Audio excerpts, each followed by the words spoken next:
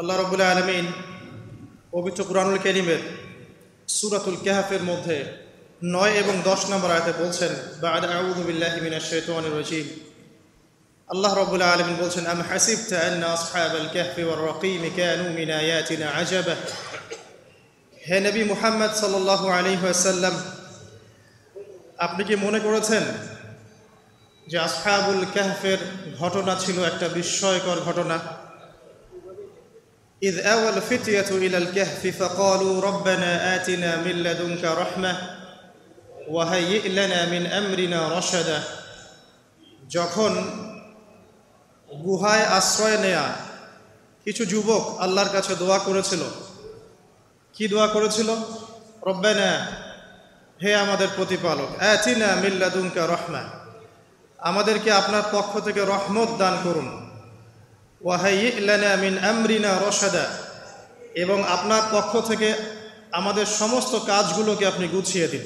সুবহানাল্লাহ। আজকে থেকে 1000 বছর আগে দাকিয়ানুস বাদশার একটা সভ্যতা ছিল। এই বাদশা ছিল তৎকালীন সময়কার একজন জালেম শাসক। সে তার রাজ্যে শিরক প্রতিষ্ঠা করেছিল, আল্লাহ রাব্বুল আলামিনের তাওহীদকে উঠিয়ে দিয়েছিল।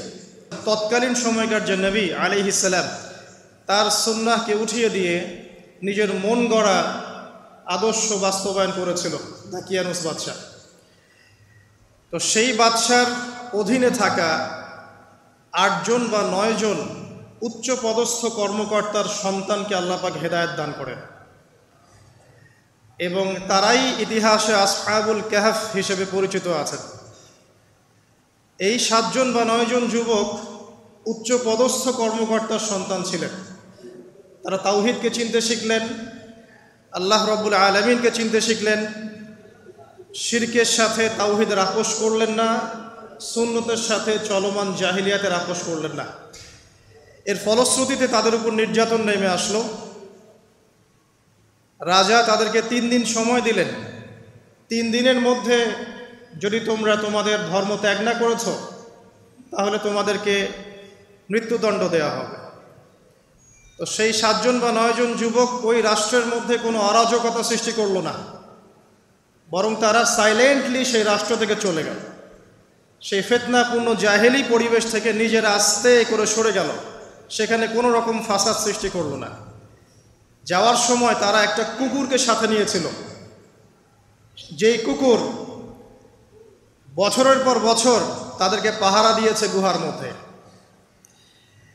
চলতি পথে একটা গুহায় তার আশ্রয় নিয়েছিল, যে গুহার মধ্যে তারা ঘুমিয়ে পড়ে, এবং আল্লাহ রাব্বুল আলামিন 309 বছর পর তাদের ঘুম ভাঙান। 309 বছর পর যখন ঘুম ভাঙল, তারা ক্ষুধার্ত ছিলেন। একে অপরকে জিজ্ঞাসা করছিলেন যে কেম লাবিসতুম, তোমরা কতদিন ঘুমিয়েছ? একজন বলছিল লাবিসনা ইয়াওমান আও বা'দা ইয়াওম, আমরা হয় একদিন ঘুমিয়েছি বা একদিনের কিছু অংশ ঘুমিয়েছি। যাই হোক, তারা ক্ষুধার্ত ছিলেন, তাদের পকেটের মধ্যে কিছু মুদ্রা ছিল, আর সেই মুদ্রা বর্তমান সময় চলমান মুদ্রার মতো ছিল না। বর্তমান সময়ে যে চলমান যে মুদ্রাগুলো আছে, যেখানে গোল্ড এবং সিলভারের কোনো অনুপ্রবেশ নাই, যদিও বা কোরআন এবং সুন্নায় গোল্ড এবং সিলভারের কয়েনের কথা আছে, তবে পশ্চিমা সভ্যতা এটাকে হারাম করে দিয়েছে। আর পশ্চিমা সভ্যতা কোনো কিছুকে হারাম করে দিলে সেটা সারা বিশ্বেই হারাম হয়ে যায়, আর পশ্চিমা সভ্যতা কোনো কিছুকে হালাল করে দিলে সারা বিশ্বেই সেটা হালাল হয়ে যায়। পশ্চিমারা যদি বলে পর্দা হারাম, বিশ্ববাসী বলবে হারাম হারাম। তারা যদি বলে পর্নোগ্রাফি জেনা হালাল, সবাই বলবে হালাল হালাল। এখন মানুষ আল্লাহর ইবাদতের চেয়ে পশ্চিমাদের ইবাদত বেশি করে। আর এটা বলে রাখি, সূরা তাওবার 31 নম্বর আয়াতে আল্লাহ পাক বলেছেন, কেউ যদি আল্লাহ পাকের হালালকে হারাম করে নেয় আর আল্লাহ পাকের হারামকে হালাল করে নেয়, এটাকে আল্লাহ পাক কুফরি এবং শিরক বলেছেন। তো দাকিয়ানুস বাদশার যুগটাও ঠিক এমনই ছিল। তো তারা যখন সেই মুদ্রাগুলো নিয়ে বাজারে গেল খাবার কেনার জন্যে, তখন তাদেরকে অ্যারেস্ট করা হলো। কি অভিযোগে? অভিযোগটা হচ্ছে যে তারা গুপ্তধন পেয়েছে, এই অভিযোগে। কিন্তু বাস্তবিক অর্থে তারা কোনো গুপ্তধন পায় নাই। তারা বলছিল আমরা গতকাল মাত্র এখান থেকে বের হয়েছি, আমরা গতকাল মাত্র এখান থেকে বের হয়েছি, আজকে রাতটা এই গুহায় আশ্রয় নিয়েছিলাম, এতটুকু তারা বলেছে। যাই হোক, তথ্য প্রমাণ যাচাই করে দেখা গেল যে তারা যে ঘুমিয়েছিল এতে প্রায় 309 বছর অতিবাহিত হয়ে গেছে, এবং এখন যে বাদশা ক্ষমতায় আছে সে আলহামদুলিল্লাহ একজন তাওহীদপন্থী মানুষ। সে আল্লাহকে বিশ্বাস করে, নবী রাসূলকে বিশ্বাস করে, আল্লাহ পাকের ঐশী গ্রন্থকেও বিশ্বাস করে। তবে ওই সমাজের মানুষ একটা বিষয়কে বিশ্বাস করে না, সেটা হলো মৃত্যুর পর পুনরুত্থান বা রিজারেকশন, যেটা আমরা বলি মৃত্যুর পর পুনরুত্থান, এই বিষয়টাকে তারা স্বীকার করে না। তো আল্লাহ রাব্বুল আলামিন মাত্র 9 জন যুবকের মধ্য দিয়ে পুরো একটা নেশনকে শিক্ষা দিলেন যে মৃত্যুর পর পুনরুত্থান সত্য। যে আল্লাহ রাব্বুল আলামিন 309 বছর ঘুম পাড়িয়ে রেখে জীবিত করতে পারেন, নিঃসন্দেহে সে আল্লাহ রাব্বুল আলামিন লক্ষ কোটি মানুষকে 1000 বছর পরেও জীবিত করতে পারবেন ইনশাআল্লাহ। এতে করে ওই পুরো সমাজটাই তাওহীদপন্থী হয়ে গেল আলহামদুলিল্লাহ। এই হলো আসহাবুল কাহফের ঘটনা, খুব সংক্ষিপ্ত করে বললাম। এই আসহাবুল কাহফ তারা কিন্তু খুব উচ্চ পদস্থ কর্মকর্তার সন্তান ছিলেন এবং তারা ছিলেন যুবক। তারা কেউ কাউকে চিনতেন না, কিন্তু আল্লাহ পাক তাদের মধ্যে একটা হৃদয়ের বন্ধন দিয়ে দিয়েছিলেন এবং তারা ওই রাষ্ট্রে কোনো ফাসাদ সৃষ্টি করেন নাই, কোনো অরাজকতা সৃষ্টি করে নাই, তারা ভাঙচুর করে নাই, তারা হরতাল করে নাই, অবরোধ করে নাই, কিচ্ছু করে নাই। তারা তাওহীদের দাওয়াত দিয়েছে, মানুষ কবুল করে নাই, তাদেরকে আলটিমেটাম দেওয়া হয়েছে, দিন পরিবর্তন করো, না হলে তোমাদেরকে মৃত্যুদণ্ড দেওয়া হবে। তারা আস্তে করে সেখান থেকে চলে গিয়েছে, জাহেলিয়াত থেকে টোটালি ডিসকানেক্ট হয়ে গেছে। এরপরে আল্লাহ পাক তাদেরকে এমন একটা ঘটনা ঘটালেন যাতে করে পুরো একটা সভ্যতা হেদায়েত পেয়ে গেল আলহামদুলিল্লাহ।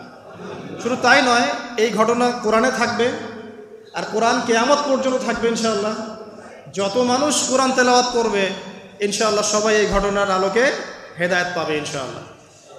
তো দেখুন, অল্প কিছু মানুষকে দিয়ে আল্লাহ পাক বড় কমিউনিটিকে হেদায়েত দিতে পারেন। তাদের দোয়াটা আমরা সবাই করি আজকে। তারা দোয়া করেছিল, রব্বানা আতিনা মিন লাদুনকা রাহমা ওয়া হাইয়্ লানা মিন আমরিনা রাশাদা। ঠিক একই যুগ আবারও এসেছে ঘুরে ফিরে, সময় পরিবর্তন হতে থাকে। আমরা একটা কথা বলি, ইতিহাস পড়তে গিয়ে পড়াতে গিয়ে, যে হিস্ট্রি রিপিটস ইটসেলফ। আমরা বলি যে ইতিহাস নিজেই নিজের পুনরাবৃত্তি ঘটায়। ঠিক অনুরূপ ঘটনা ঘটেছিল নমরুদের সময়ও। নবী ইব্রাহিম আলাইহিস সালাম তাওহীদপন্থী, নমরুদ তাওহীদপন্থী নয়। সে মনে করে যে সেই হচ্ছে এই পুরো মহাবিশ্বের রব। আল্লাহ রাব্বুল আলামিন ইব্রাহিম আলাইহিস সালামের মাধ্যমে তাকে তাওহীদের দাওয়াত পৌঁছালেন, সে কবুল করল না। আল্লাহ রাব্বুল আলামিন সামান্য যে বলে মশা, ক্ষুদ্র একটা মশা দিয়ে নমরুদকে শেষ করে দিলেন। আল্লাহ পাক সব করতে পারেন। ইতিহাস এভাবেই পুনরাবৃত্তি ঘটিয়েছে আদ এবং সামুদ জাতির ক্ষেত্রেও। আদ জাতির লোকেরা অনেক লম্বা লম্বা ছিল, ফিজিক্যালি অনেক স্ট্রংলি বিল্ট, তারা পাহাড় কেটে বাড়িঘর নির্মাণ করত। সামুদ জাতীয় ঠিক এরকমই ছিল, তারা পাহাড় পর্বত কেটে বাড়ি নির্মাণ করত। আল্লাহ রাব্বুল আলামিন হুদ আলাইহিস সালামকে পাঠালেন, সালেহ আলাইহিস সালামকে পাঠালেন দাওয়াত দেওয়ার জন্য। তারা দাওয়াতি কাজ করলেন, কম দাওয়াত গ্রহণ করলো না। ইল্লা কালিলাম মিনহুম, অল্প কিছু মানুষ ইসলাম কবুল করলো, বাকিরা বেশিরভাগই করলো না। আল্লাহ রাব্বুল আলামিন বিশাল কওমটাকে, যারা বলতো মান আশাদ্দু মিন্না কুওয়া, আমাদের চেয়ে শক্তিশালী আর কে আছে, তারা এই কথা বলতো। কোরআন এই কথা বলছে, কোরআন বলছে তারা বলতো মান আশাদ্দু মিন্না কুওয়া, আমাদের চেয়ে শক্তিশালী আর কে আছে। এখন এই স্লোগানগুলো আমরা ওয়ার্ল্ড অ্যাফেয়ার্স ঘাটলে দেখতে পারি না? বিভিন্ন পরাশক্তি বলছে আমাদের চেয়ে শ্রেষ্ঠ আর শক্তিশালী কে আছে। এই কথাটাই বলেছিল আদ এবং সামুদ জাতি। আল্লাহ পাক এদেরকে এমনভাবে ধ্বংস করেছেন যেন খেজুর গাছ উপড়ে ফেললে যেমন করে পড়ে থাকে, আদ জাতির লোকরা বাড়ির মধ্যে এভাবে পড়েছিল। মাত্র 6 দিন এবং 7 রাতের মধ্যে আল্লাহ পাক আদ জাতিকে ধ্বংস করেছেন। আর সামুদ জাতিকে আল্লাহ পাক ধ্বংস করেছেন বজ্রপাত দিয়ে, প্রচণ্ড বজ্রপাত দিয়ে, মুহূর্তে একটা কম শেষ। আল্লাহ পাক সব করতে পারেন। ইতিহাস এভাবেই পুনরাবৃত্তি ঘটিয়েছে। ফেরাউনের যুগে চলে যান, মূসা আলাইহিস সালাম একই দাওয়াত দিয়েছেন আল্লাহ রাব্বুল আলামিন। আল্লাহ পাকের পক্ষ থেকে তাওহীদ নিয়ে তিনি ফেরাউনকে দাওয়াত দিয়েছেন যে লা ইলাহা ইল্লাল্লাহ, আল্লাহ ছাড়া কোনো ইলাহ নাই। আল্লাহ রাব্বুল আলামিন চিরঞ্জীব, চিরস্থায়ী, তার কাছে আত্মসমর্পণ করো। ফেরাউন বলেছিল আনা রব্বুকুমুল আ'লা, আমি তোমাদের মহান রব। নাউযুবিল্লাহ। সে বলেছিল মা উরিকুম ইল্লা মা আরা, আমি যা ভালো মনে করি তাই তো তোমাদেরকে বলি। ওয়া মা আহদিকুম ইল্লা সাবিলার রাশাদ, এবং আমি তোমাদেরকে শুধু সৎপথ দেখাই। ফেরাউন এই কথা বলেছিল। সে বলেছিল যে মা আলিমতু লাকুম মিন ইলাহিন গায়রি, আমি তো জানি না যে আমি ছাড়া তোমাদের কোনো ইলাহ আছে। নাউজুবিল্লাহ। আল্লাহ রাব্বুল আলামিন সবর করেছেন, তাকে সময় দিয়েছেন, একটার পর একটা গজব দিয়েছেন। কখনো উকুন নাজিল করেছেন, কখনো রক্ত নাজিল করেছেন, কখনো প্লেগ, কখনো ব্যাং, কখনো ফড়িং, এরকম করে 9টা আযাব আল্লাহ পাক ফেরাউনকে দিয়েছেন, তার কওমকে দিয়েছেন। সর্বশেষ আল্লাহ রাব্বুল আলামিন লোহিত সাগরে সদল বলে ফেরাউনকে ডুবিয়ে মেরেছেন। ডুবে মরার সময় ফেরাউন বলেছিল যে আমানতু বিরব্বি হারুন ওয়া মূসা, আমি এখন হারুন এবং মূসার রবের প্রতি ঈমান আনলাম। ডুবে মরার সময় ফেরাউন এই কথাটা বলেছিল। তখন আল্লাহ রাব্বুল আলামিন বলেছেন আল-আন, এখন, ওয়াকাদ আসাইতা মিন ক্বাবল, এর পূর্বে তুমি বিরুদ্ধাচরণ করেছো। আল-ইয়াউমা নুনাজ্জিকা বিবাদানিক, আজকে আমি তোমার বাদান মানে তোমার দেহটাকে সংরক্ষণ করব, প্রিজার্ভ করব। কি জন্য প্রিজার্ভ করবেন? মিউজিয়ামে রেখে দেওয়ার জন্য? মিশরের মিউজিয়ামে রেখে দেওয়ার জন্য? কি কারণে প্রিজার্ভ করবেন? লিতাকুনা লিমান খালফাকা আয়াহ, তোমার পরবর্তীতে যারা আসবে পৃথিবীতে ওদের সবার জন্য তুমি নিদর্শন হয়ে থাকবে, এই কারণে। তো ফেরাউনের পরে তো হাজার হাজার বছর চলে গেল, এবং এই হাজার বছরে আমরা দেখেছি আরো 1000টা ফেরাউন এসেছে পৃথিবীতে। তাদের সবার জন্য এই ফেরাউনের মমিটা ছিল কি? নিদর্শন। কে আল্লাহ নিদর্শনের পরোয়া করে? আল্লাহ পাকে নিদর্শনের কে পরোয়া করে? আমাদের কনসেপ্ট এখন এমন, ইনহিয়া ইল্লা হায়াতুনা দুনিয়া, এই দুনিয়ার জীবনটাই আমাদের হায়াত।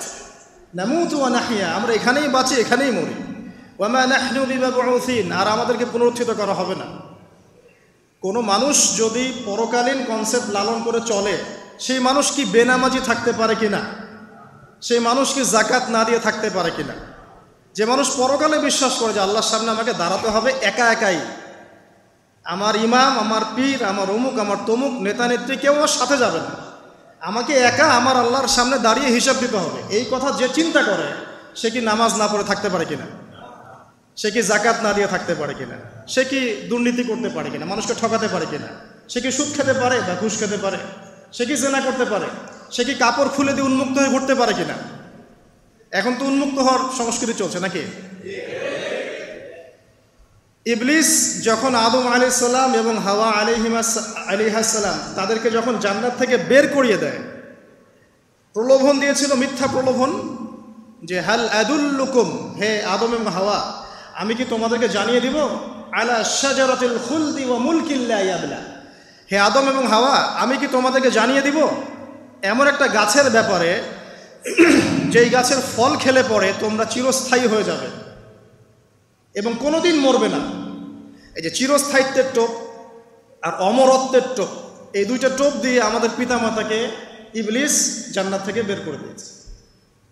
এখন পৃথিবীতে যত মানুষ পথভ্রষ্ট হচ্ছি আমরা, আমাদের এই দুইটা খাসলতের কারণে। আমরা অমরত্ব আশা করছি, আমাদের চলাফেরা দেখলে মনে হয় আমরা মরবো না, পরকালীন কনসেপ্ট বাদ। একটা হচ্ছে চিরস্থায়িত্বের টোপ, ক্ষমতা, এই যে ক্ষমতার দাপট, এই দুটো আমাদেরকে কিন্তু পথভ্রষ্ট করছে। ঠিক একই অস্ত্র ছিল ইবলিসের। সূরা আরাফ পড়ে দেখেন, আমি কোনো কিছু বানিয়ে বলছি না। তখন আল্লাহ পাক বললেন যে ইয়া বানি আদম, হে বনু আদম, আদমের সন্তান যারা আছো, আমাদেরকে আল্লাহ পাক বলছে তোমরা শোনো, লা ইয়াফতিনান্নাকুমুশ শাইতান, শয়তান যেন তোমাদেরকে ফিতনায় না ফেলতে পারে। কামা আখরাজা আবাওয়াইকুম মিনাল জান্নাহ, ঠিক যেমন করে তোমাদের পিতামাতাকে শয়তান জান্নাত থেকে বের করে দিয়েছে। যেহেতু আমাদের পিতা আর মাতাকে শয়তান জান্নাত থেকে বের করে দিয়েছে, আল্লাহ পাক এই আদমের সন্তানদেরকে বলছেন তোমরা সতর্ক থেকো, তোমাদেরকে যেন শয়তান জান্নাত থেকে যেভাবে বের করেছিল তোমার পিতামাতাকে, এমন করতে না পারে। আর কি করতে না পারে? ইয়ানজিউ আনহুমা লিবাসাহুমা লিউরিয়াহুমা মিন সাওয়াতিহিমা, পড়ে দেখেন সূরা আরাফ। আল্লাহ বলছেন মনে রেখো আদমের সন্তানরা, ইবলিস কিন্তু শুধু তোমার পিতামাতাকে জান্নাত থেকে বের করেই দেয় নাই, বরং গাছের কাছে নিয়ে গিয়েছিল, ফল খাওয়ার সাথে সাথেই তাদের গায়ের পোশাক খুলে পড়ে গিয়েছে। তাহলে আমাদের পিতামাতাকে জান্নাতে নগ্ন করে দিয়েছিল কে? সেই কথা আল্লাহ পাক বলছেন আদম সন্তানদেরকে তোমরা সতর্ক থেকো, তোমাদেরকে যেন ইবলিস নগ্ন করতে না পারে, ঠিক যেমন করে তোমাদের পিতামাতাকে করেছে। তাহলে এখন যে পুরো বিশ্ব জুড়ে নগ্নতার যে সংস্কৃতি চলছে তাই এরা কার এজেন্ডা বাস্তবায়ন করছে বুঝতে পারছেন? কোরআন পড়েন। পৃথিবীতে যত সভ্যতা চলে গেছে, ব্যাবিলনের সভ্যতা, চাইনিজদের সভ্যতা, তারপরে যে আমাদের মাও সেতুং, ইতালির মুসোলিনি, এদিকে জ্যাপল সার্তে, এদিকে আপনার ফিডেল ক্যাস্ট্রোর কথা বলেন, ওই পশ্চিমা সভ্যতা বাদ দিয়ে যত বড় বড় সভ্যতা রিনাউন্ড, সবার পোশাক ছিল শালীন। আমি চ্যালেঞ্জ করলাম, খুঁজে দেখেন চাইনিজদের পোশাক দেখেন, আগেকার পোশাক, 1000 বছর আগের পোশাক, শালীন পোশাক। তারা কিন্তু মুসলিম ছিলেন না। আপনি এই ব্যাবিলনের সভ্যতা দেখেন, ব্যাবিলনের সভ্যতা অনেক প্রাচীন না? এই সভ্যতার পোশাক দেখবেন এটা অশালীন পোশাক ছিল না। এমনকি আইয়ামে জাহিলিয়াত যেটা আমরা বলি, নবী সাল্লাল্লাহু আলাইহি ওয়াসাল্লাম যখন জন্ম নেননি তার আগের সময় কথা, ওই সময়ও যে মানুষ জেনা করতো, মেয়েকে যে কন্যা সন্তানকে জীবিত দাফন করতো, তারপরেও ওদের পোশাক শালীন ছিল। হঠাৎ করে বিশ্বে একটা সভ্যতা আসলো পশ্চিম থেকে, তারা বললো যে পোশাক শর্ট হতে হতে হতে হতে এক পর্যায়ে বিকিনি পরে ঘোরা শুরু করলো, এবং এখন ওরা সারা বিশ্বে ওটা ছড়িয়ে দিচ্ছে, আমরা সবাই ওটাকে গ্রহণ করছি। আমরা বলছি 1000 বছরের সমস্যা। এখন দেখেন আল্লাহ পাক কি বলছেন, ওয়াইদা ফাআলু ফাহিশাতান, ওই সূরার মধ্যে আছে, যখন তারা কোনো ফাহেসা কাজ করে তারা বলে, ক্বালু, তারা বলে, ওয়াজাদনা আলাইহি আবানা, আমরা এগুলো আমাদের বাপ দাদাদেরকে দেখেছি করতে। যখন তারা কোনো ফাহেসা কাজ করে তারা বলে, অশ্লীল কাজ করলে বলে, আমরা এগুলো দেখেছি বাপ দাদা পিতৃপুরুষ থেকে করে আসছে। আল্লাহু আমারানা বিহা, আল্লাহ আমাদেরকে আদেশ করেছেন। আল্লাহ বলছেন, কুল ইন্নাল্লাহা লা ইয়া'মুরু বিল ফাহশা, আল্লাহ পাক কখনো অশ্লীল কাজের আদেশ করতে পারেন না। আতাকুলুনা আলাল্লাহি মা লা তা'লামুন, তোমরা কি আল্লাহ সম্পর্কে এমন কথা বলছো যে কথা তোমরা জানো না? আল্লাহ কিসের আদেশ করেন? আল্লাহ বলছেন, কুল আমারা রাব্বি বিল কিসত, হে নবী বলে দিন আল্লাহ পাক আদেশ করেন ন্যায় বিচারের আদেশ করেন। ওয়া আকিমু ওয়ুজুহাকুম ইনদা কুল্লি মসজিদ, এবং প্রত্যেক নামাজের ওয়াক্তে নিজের চেহারাটাকে একনিষ্ঠভাবে আল্লাহর দিকে ফেরাবে, এই আদেশ আল্লাহ পাক করেন। ওয়া আকিমু ওয়ুজুহাকুম ইনদা কুল্লি মসজিদ ওয়াদউহু মুখলিসিনা লাহুদ্দিন, এবং একনিষ্ঠভাবে তোমরা আল্লাহকে ডাকবে, দোয়া করবে, এই আদেশ আল্লাহ পাক করেন। তো আল্লাহ পাক কি অশ্লীল কাজের আদেশ করতে পারেন? ইতিহাস পড়ে দেখেন, আমি নিজে হিস্ট্রির ছাত্র, আপনি পড়ে দেখবেন, পুরো ঐতিহাসিক পটভূমি পড়ে দেখবেন, মানুষ এই ঊনবিংশ শতাব্দী আসার আগে এত অশ্লীল ছিল না। এখনকার বিশ্বে যত সমস্যা চলছে, কয়েকটা বলি, রিবা বা সুদ, জেনা বা উন্মুক্ত যৌনাচার, তারপরে বেপরদামি অশ্লীলতা, 4 নাম্বার আপনার মাদক, ঠিক আছে, 5 যে বড় মহামারী পর্নোগ্রাফি, যত বড় বড় মেজর সমস্যাগুলো চলছে যেগুলো ইয়াং জেনারেশনকে ধ্বংস করে দিচ্ছে, এগুলোর ম্যাক্সিমাম এসেছে কিন্তু পশ্চিম থেকে। খেয়াল করে দেখবেন, এগুলো কিন্তু বাংলাদেশ থেকে আসে নাই, আসছে ভারত থেকে আসছে, পাকিস্তান থেকে আসছে, সাবকন্টিনেন্ট থেকে আসে নাই, এগুলো দেখবেন একটা নির্দিষ্ট জায়গা থেকে আসছে। তো এই কারণেই আমাদের সতর্ক দৃষ্টি রাখতে হবে যে বস্তুবাদী উন্নয়ন সব কিছু নয়। হ্যাঁ, আমরা জিডিপি বাড়ালাম, ইন্ডাস্ট্রিজ গড়লাম, মঙ্গলে চলে গেলাম, চাঁদে গেলাম, ওকে ফাইন, এগুলোর কেউ বিরোধিতা করবে না, এটা ভালো, ন্যাশনকে এগিয়ে নিতে হবেই, এটাই এডুকেট তারা এবং এডুকেটেই করতে হবে। কিন্তু নৈতিকতার বিসর্জন দিয়ে নয়, নৈতিকতার বিসর্জন দিয়ে ধর্ম থেকে দূরে চলে এসে নাস্তিকতায় বিশ্বাসী হয়ে আল্লাহকে বাদ দিয়ে, রাসূলকে বাদ দিয়ে এই বস্তুবাদী উন্নয়ন আমাদের পরকালকে বাঁচাতে পারবে না। তো পরকালকে বাঁচিয়ে রেখে আমার দুনিয়াবী উন্নয়ন করতে হবে, এবং দুনিয়ার উন্নয়নটা অবশ্যই জরুরি। সারা বিশ্ব যখন এগিয়ে যাচ্ছে, আমরা কেন পিছিয়ে থাকবো? আমি তো এটাও বলি যে এটা অনেক মাদ্রাসার লাইনে যারা আছেন তারা আমার সাথে একটু বিরোধিতা করেন এই বিষয়ে, কিন্তু আমি নিজেই বলি যে সিলেবাসের মধ্যে পরিবর্তন নিয়ে আসার চেষ্টা করতে হবে।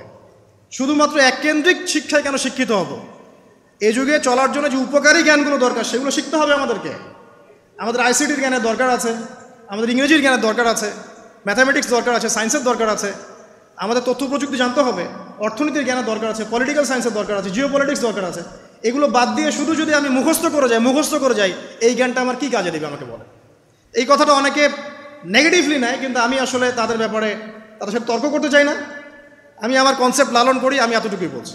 এবং যারা শিক্ষিত মহল আছেন, বুদ্ধিজীবী মহল আছেন, যারা দেশ সম্পর্কে ভাবেন, জাতি নিয়ে ভাবেন, উম্মা নিয়ে ভাবেন, তারা কিন্তু আমার সাথে একমত হবে ইনশাআল্লাহ যে আমরা কিন্তু এই জায়গাটাতে পিছায় পড়তেছি। আল্লাহ পাক আমাদেরকে কনস্ট্রাকটিভ সিলেবাসে পড়াশোনা করার তৌফিক দান করুন, এবং জেনারেল লাইন থেকে আপনি বয়কট করে একদম ইয়াতে চলে আসতেছেন কেন? জেনারেল লাইনে পড়ছেন, পড়েন, আপনার এই জ্ঞানটাকে আপনি ইসলামের কল্যাণে কাজে লাগাতে পারবেন না। সবাইকে কি আলেম হতে হবে? সবাইকে মুফতি হবে, মুহাদ্দিস হবে? অর্থনীতিবিদের দরকার আছে না? পলিটিশিয়ানের দরকার আছে না? ডক্টর ইঞ্জিনিয়ার দরকার আছে না? সব সেক্টরের মানুষের দরকার আছে। আপনাদেরকে আপনাদের জায়গায় থাকতে হবে, ওখানে থেকে আপনারা ইসলামের খেদমত করবেন, পারবেন না? একজন ডক্টর তিনি কি ইসলামের খেদমত করতে পারবেন না ভাই? একজন সৎ নেতা তিনি কি ইসলামের খেদমত করতে পারবেন না? একজন অর্থনীতিবিদ তিনি যদি আল্লাহ পাকের হালাল হারাম মেনে অর্থনীতির কোনো বিধান চালু করেন, তিনি কি ইসলামের খেদমত করতে পারবেন না? তো সবাইকে কি বক্তা হইতে হবে? সবাইকে আলেম হতে হবে? এক নির্দিষ্ট একটা শ্রেণীর মানুষ আলেম হবে, নির্দিষ্ট একটা শ্রেণীর মানুষ প্রশাসনে থাকবে, নির্দিষ্ট একটা শ্রেণীর মানুষ আপনার জনপ্রতিনিধি হবে, নির্দিষ্ট শ্রেণীর মানুষ ইকোনমিক সেক্টরে থাকবে। এইভাবে আমরা একটা জাতি গঠন করব এবং সবাই হবে উভয় দিকে শিক্ষিত। একজন আর্মি অফিসার তার উচিত হবে ইমামতি করার যোগ্যতা অর্জন করা, একজন ডক্টর তার উচিত হবে ইমামতি করার যোগ্যতা অর্জন করা। আবার একজন যিনি আলেম তারও উচিত হবে এমন পড়াশোনা করা যেই পড়াশোনা দিয়ে তিনি কোরআন সুন্নাহকে হাতে রেখে ওয়ার্ল্ড অ্যাফেয়ার্সকে ডিল করতে পারেন। তো এই বিষয়গুলো আমাদের একটা গ্যাপ চলে আসছে দীর্ঘদিন থেকে। আল্লাহ পাক আমাদেরকে বোঝার তৌফিক দান করুন। আর অ্যাটলিস্ট আমরা যদি নাই পারি, আমাদের দ্বারা যদি কিছু নাই হয়, অ্যাটলিস্ট আমাদের সন্তান সন্ততি যারা আসবে ভবিষ্যতে, আল্লাহ পাক তাদেরকে যেন ইসলামের জন্য কবুল করে নেয়, আমিন। আর ইসলামের জন্য কবুল করলে কারো কোনো ক্ষতি নাই। ইসলামের আন্ডারে প্রত্যেক অমুসলিমের সর্বোচ্চ অধিকার রক্ষা করা হয়, অন্য কোনো জায়গায় করা হয় না। এবং প্রত্যেকটা ধর্মগ্রন্থের মূল কথাগুলো দেখবেন একই রকম। এক আল্লাহর কথা বলছেন, একজন শেষ নবীর কথা বলছেন, সত্য কথা বলার কথা বলছেন, ন্যায়ের পথে চলার কথা বলছেন। প্রত্যেকটা ধর্মগ্রন্থ পড়ে দেখেন, এই যে ওল্ড টেস্টামেন্ট বলেন, নিউ টেস্টামেন্ট বলেন, বেদ বলেন, আপনি বাইবেল বলেন, পড়েন, একটু পড়েন, তুলনামূলক ধর্মতত্ত্বের বইগুলো পড়েন, দেখবেন অনেক মিল আছে। তো সবাই যদি যার যার ধর্ম পালন করেন, কোনো সমস্যা আছে? সবাই যদি যার যার ধর্মের নৈতিক বিষয়গুলো মেনে চলে, কোনো সমস্যা আছে? এই সহজ সরল কথাগুলো আমরা জনগণকে বোঝাতে ব্যর্থ হচ্ছি। এই সুযোগ নিয়ে এক শ্রেণীর মানুষ এক দলকে আরেক দলের বিরুদ্ধে লাগিয়ে দিচ্ছে, স্বার্থ খুঁজে, নিজের স্বার্থে, দুনিয়ার স্বার্থে। এবং ওই যে বললাম একটা সভ্যতার কথা, ওদের স্বার্থে শান্তিপূর্ণ একটা জনসমষ্টির মাঝে ফাসাদ লাগিয়ে দিচ্ছে উদ্দেশ্যপ্রণীতভাবে কিছু মানুষ। এদেরকে চিনতে শিখুন, এদেরকে বয়কট করতে শিখুন। আল্লাহ পাক তৌফিক, বোঝার তৌফিক দান করুন। যাক, আমি আর ওদিকে যাচ্ছি না। দেখুন, নবী মুসা আলাইহিস সালামের সময় হিস্ট্রি এভাবে রিপিট হয়েছে। আপনাকে একটা কওমের কথা বলি, এই যে শুআয়ব আলাইহিস সালামের কওম, যাদেরকে মাপে কম দেওয়ার কারণে আল্লাহ পাক ধ্বংস করেছেন। কোন কারণে? মাপে কম দেওয়ার কারণে। আল্লাহ রাব্বুল আলামিন ভূমিকম্প দিয়ে ধ্বংস করেছেন এই প্রথম এই কওমটাকে, যারা ছিল শুআয়ব আলাইহিস সালামের কওম। শিরকের পাপ বাদ দিয়ে তারা আরেকটা বড় পাপ করতো, একটা বড় পাপ করতো। সেটা কি? তারা মাপে কম দিত, অন্যদেরকে ঠকাতো, মানে জনগণের সম্পদ লুট করে মাপে কম দিত। এই একটা কারণে আল্লাহ পাক শুআয়ব আলাইহিস সালামের কওমকে পুরো ভূমিকম্প দিয়ে ধ্বংস করে দিয়েছে। এভাবেই ইতিহাস নিজেকে পুনরাবৃত্তি ঘটিয়েছে। কওমে লুত, মনে আছে? লুত আলাইহিস সালামের কওম, ইব্রাহিম আলাইহিস সালামের ভাতিজা ছিলেন লুত আলাইহিস সালাম। তাকে আল্লাহ পাক একটা কওমকে দাওয়াত দেওয়ার জন্য পাঠালেন, যেই কওম এমন পাপ করছে যেই পাপ ইতিহাসে কেউ কখনো করে নাই। ওই কওমের আগ পর্যন্ত পৃথিবীতে কেউই এই পাপটা কখনো করে নাই। কি পাপ? কে বলতে পারবেন? সমকামিতা। কি পাপ? সমকামিতা। এখন তো অ্যাভেলেবল দেখছি আমরা, এখন আমরা অ্যাভেলেবল দেখছি না? ছেলে ছেলে বিয়ে করছে, মেয়ে মেয়ে বিয়ে করছে। এবং বড় বড় কান্ট্রিজ যেগুলো আছে, আপনার আমেরিকা, ব্রিটেন, অস্ট্রেলিয়া, কানাডা, সব জায়গায় এগুলো হালাল। এগুলো হালাল। স্বাধীনতা, বাক স্বাধীনতা। আর আপনি চাইলে একটা মেয়েকেও বিয়ে করতে পারেন, ছেলেকেও করতে পারেন। আবার কোরআনে বলেছে ছেলে ছেলে সমকামীর কথা, কিন্তু এই যুগে এসে আমরা দেখছি মেয়ে মেয়েও সমকামী। সুবহানাল্লাহ। এবং এটা আমাদের দেশে ছড়িয়ে পড়ছে, এটা কিন্তু অ্যালার্মিং একটা বিষয়। আমরা সবাই বাইরে ভালো মানুষের মুখোশ ধরে আছে ঠিকই, কিন্তু ভিতরে ভিতরে সমাজ এগুলো চলছে। মানে আমরা যদি এটাকে ডিফেন্ড করতে না পারি তাহলে কিন্তু সমস্যা। আগামীতে দেখা যাবে যে আমাদের পরিবারের মধ্যে এগুলো ঢুকে যাচ্ছে, নাউজুবিল্লাহ। এখনকার জরিপ বলছে যে 20 থেকে 30 জন মানুষের মধ্যে একজন মনে করে যে সমকামিতা ভালো জিনিস বা এটা একটা স্বাধীনতা। আপনি কেমব্রিজ অক্সফোর্ডের ডিকশনারি ঘাটলে দেখবেন সেখানে আগে বলা হতো যে এটা একটা মানসিক রোগ। আপনি 10 বছর আগের ডাটা দেখেন আর 10 বছর পরের ডাটা দেখেন, এখন আপনাকে বলা হবে এটা একটা বাক স্বাধীনতা।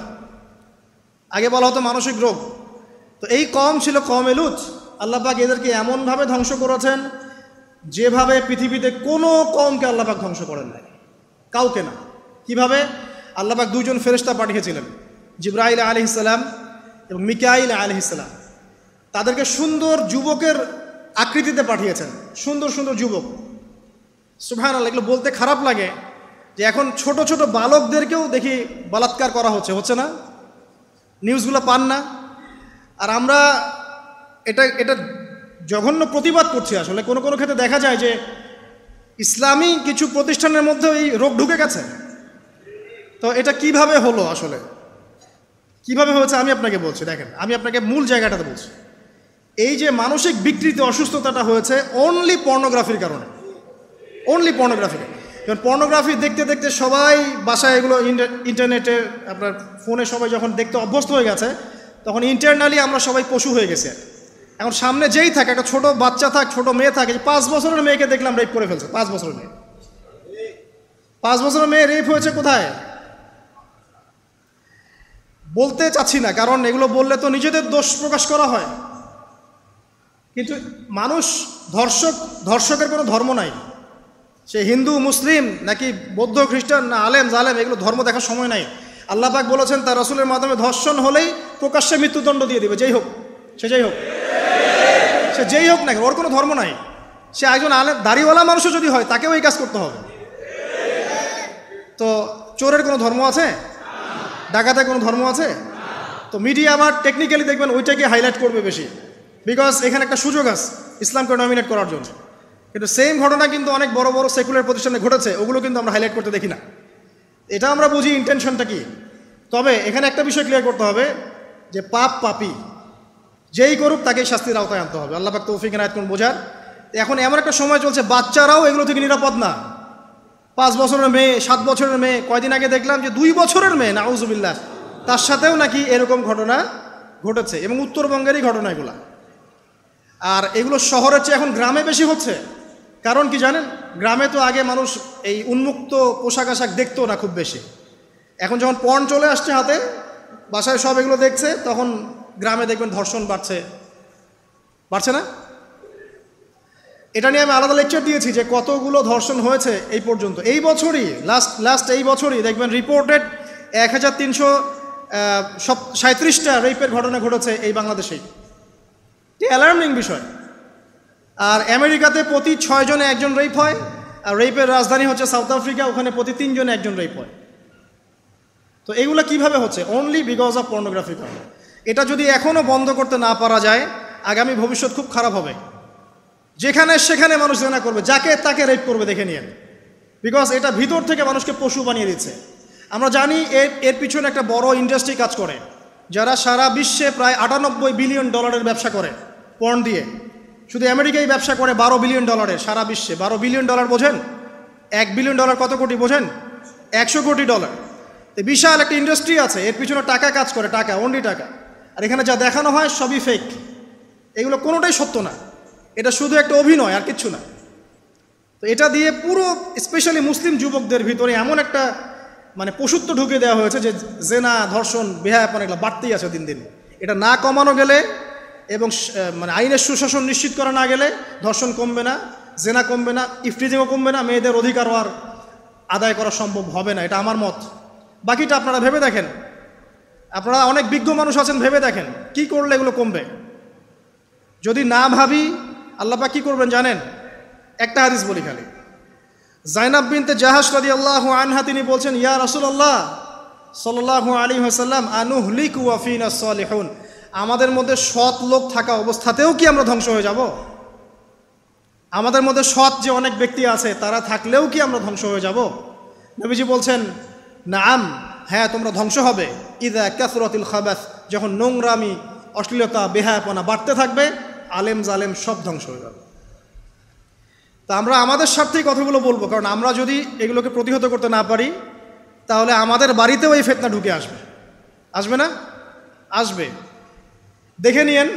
আল্লাহ পাক বোঝার তৌফিক এনায়েত করুন, আমিন। তো কওমে লূতকে আল্লাহ পাক কি করেছেন? সুন্দর বালকের রূপে এই জিবরাইল আর মিকাইল আলাইহিস সালামকে পাঠিয়েছেন। এখন লূতের লোকরা বলছে যে তোমার ঘরে যে মেহমান দুজন এসেছে ওদেরকে আমাদেরকে দাও, নাউজুবিল্লাহ। বুঝতে পারেন নাই? তোমার ঘরে যে দুজন মেহমান এসেছে ওই দুজন মেহমানকে নিতে এসেছে। লূত আলাইহিস সালাম